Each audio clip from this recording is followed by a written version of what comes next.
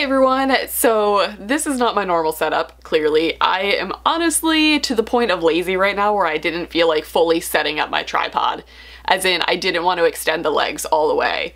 Also, I'm in the weird point of the month. I hit this every single month because I know my subscription boxes are coming probably next week, so my channel is about to be really unboxing heavy, so I always feel like I need to do like significant videos that are not unboxing videos, even though that's clearly all I do on my channel.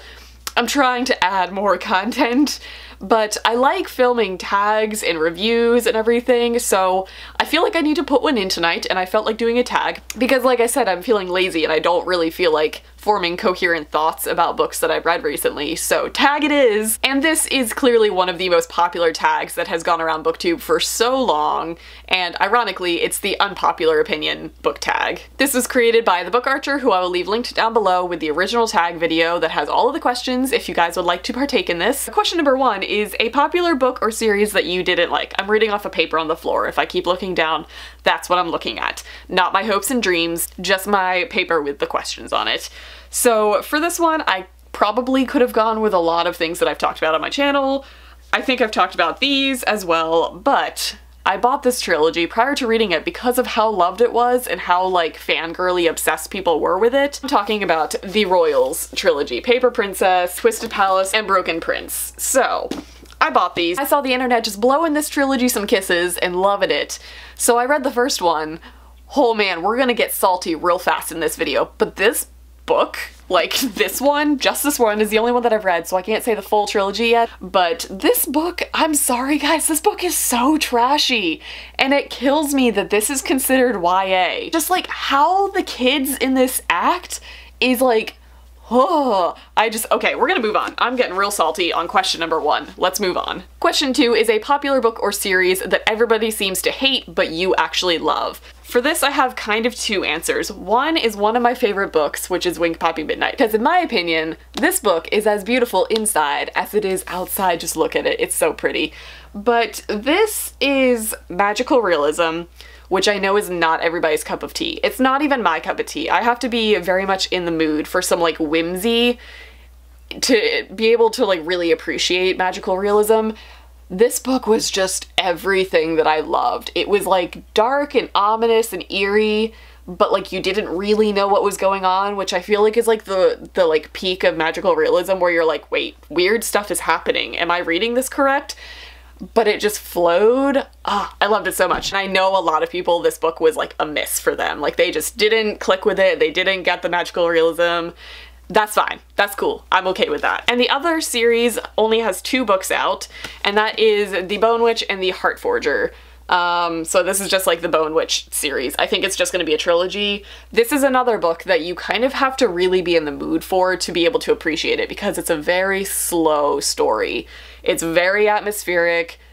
It's kind of ominous. It's kind of reminiscent of The Name of the Wind, where you're going back and forth between the story of like what has happened and her telling her story to a bard. So it has that element going in it. I love this, but you definitely have to be in the mood for it. Question 3 is a love triangle where the main character ended up with the person you did not want them to be with, or an OTP that you don't like. And it says warn people for spoilers.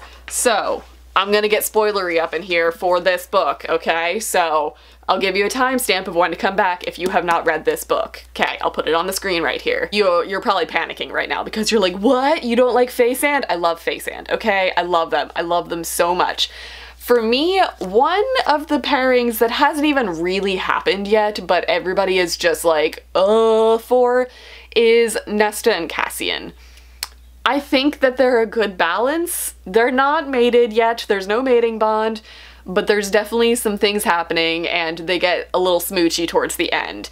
So that's cool. I think that the potential of a good relationship is there because Cassian is like super goofy and like he's just like the fun one of the group, and Nesta is a bitch. So I think they would balance each other out really well, but I just love Cassian so much and I just really don't like Nesta. I know she grows on you and I know it's important to understand like her point of view and I fully understand her character development and why she is the way she is, but I just don't like her. She just drives me insane. Every time she's in a scene, I just want to slap her. And I don't want Cassian to end up with somebody mean. Is that wrong of me? Because there's so many people. I belong to so many fan groups for this book because we all know that I'm trash for this series. Everybody just loves Nessian and I just don't see it. Like, yeah, I guess that's cool, but I'm not like living for it like everybody else is. Question 4 is a popular book genre that you hardly reach for, and I kind of reach for all of the popular genres. I'm really into fantasy, sci-fi, contemporary. It's not a specific genre that I'm just like, no, I don't want to read that. I just have to be in the mood for one specific type in order to enjoy it. But I don't really go for historical fiction, because in my mind, historical fiction you kind of have to dedicate more time to, and sometimes I just want to sit down and binge read a book. And I feel like historical fiction, you need to kind of give it time to really fully appreciate it. That's not the case for like all historical fiction, but it's not something that I get like pumped for. So I guess that. Question 5 is a popular or beloved character that you just don't like. And I'm going back to Sarah J Maas for this, but I just can't click with Kale. Kale, he's still Kale in my mind. Like, I still say him like kale, like the leafy, healthy vegetable that everybody says that they love, but they really don't. It's gross, guys. It's gross. So a lot of people don't like him as well, so that's not necessarily like an unpopular opinion, but after Tower of Dawn came out, everybody loved him again. Like, he totally redeemed himself. His character arc has like come full circle again, and he's like part of the group again. But I just, nothing about him excites me. Question 6 is a popular author that you just can't get into, and I talked about this recently in a couple videos, I think, and the truth has come out. I just don't like Cassandra Clare. I unhauled all of the books, so I don't even have them to show you. I tried reading City of Bones multiple times. I want to love it because of how exciting the fandom is, but I just don't. Like, I just can't do it. I don't really like her writing that much, and that's kind of important, so Cassandra Clare. I now have a cat on my lap, so if you see like a tail popping up, that is what it is. I did not grow a tail. I just acquired a lap cat. Question 7 is a popular book trope that you were sick of seeing. And for me, I think most of my tropes that I am sick of seeing are also like the main things that people are sick of seeing, so they're like starting to be weaned out of books. Like, everybody's sick of love triangles, so I'm not going to give that as my broad answer because I think everybody's kind of sick of that. But for me, I personally am so sick of seeing the new boy in town trope because that still keeps popping up. Like, we're past the paranormal romance phase of the young adult books. We're done with that. Every time I read a book and it's like, oh man, and a new boy came to town and showed up at my school, I'm just like, ugh, stop. That, and the one trope that I also see being weaned out right now is the whole quiet, shy girl who has like insecurities. And I know that's supposed to play off of like everybody as a teenager. They make the main character super relatable because everybody's self-conscious as a teenager. You want to be able to relate to the person who is very awkward and clumsy and shy, because guess what? That's what teenagers are. You're awkward and you're clumsy all the time. So I am liking that that's not a trope that is being seen as much. I like that our protagonists are starting to actually have a backbone and be snarky and sassy. I like it a lot. Question 8 is a popular series that you have no interest in reading, and this isn't necessarily a no interest in reading for me, but I kind of have just put it on the back burner because I'm not super into it like everybody else seems to be, and that is the Shades of Magic series by Victoria Schwab, or V.E. Schwab. I think it's V.E. Schwab. I think that's an adult series. I read the first one. I liked it. I wasn't wowed by it. Like, I think I went in with really high expectations, and it just didn't hit me the way it hit everybody else, I guess. And I have the rest of the series, and I do intend on finishing it because the concept was cool. I liked the concept, I liked the story.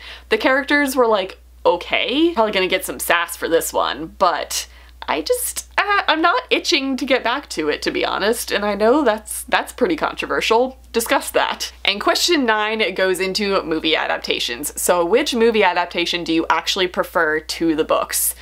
Whew, this one was tough because I am always the advocate for reading the book over watching the movie. I will do both, but I like to have read the book so I can be that person to be like, the book was better. I am that person. I know that I am. But I will say, and I'm sorry Mom if you're watching this because this is gonna break your heart, but the Lord of the Rings movies are way more entertaining to me than the books. Okay, so I love the books. I read them as a teenager, I have reread them as an adult. They hold a very special place in my heart because like they were my introduction to fantasy. I love the characters, I feel like I grew up with them, and I wish that they had included more in the movies. And the movies were already ridiculously long, so I understand why they had to cut stuff, but I just wanted to see Tom Bombadil in the movies so badly, but they didn't. But I personally think that the movies are more entertaining because they are long and in-depth, so they include a lot. Like, it wasn't like they had to cut crucial stuff out of the story.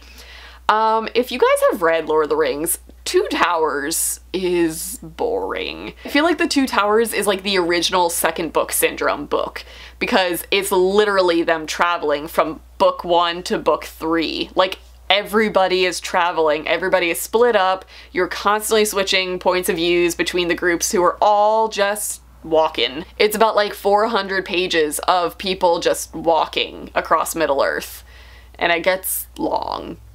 So that's my answer for that. So that is it for this tag. I hope I got a little bit controversial for you guys. Like, I hope I made somebody like clutch their pearls in shock, but I'm gonna go. Leave your comments down below if I shocked you with anything or if you agree with me on anything. That would be pretty cool. Make sure you hit the subscribe button because I have decided to start vlogging, if that's an interest of yours. If not, I have a lot of unboxings coming up as well. So hit the subscribe button if you would like to stay notified for any of those videos that I plan on uploading, and I will see you next time.